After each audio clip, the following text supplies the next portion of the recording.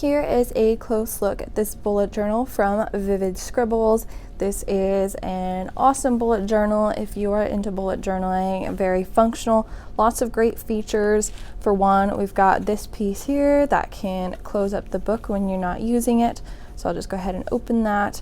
And we've also got this tab on the side here for adding in a pen. And we've also got 3 bookmarks for easily making note of pages throughout your bullet journal. Now I'll go ahead and open it. So we start off with this journal belongs to page. Super cute, very pretty. And now continuing on, we've got a bunch of these index pages for referencing pages throughout your bullet journal. Very useful. And you'll also notice throughout the book here that we've got pagination, which makes it super helpful. And here's a look at the bullet journal functionality here. Obviously, these are bulleted pages. They work very well. This book doesn't really lay flat, doesn't fully have the capability.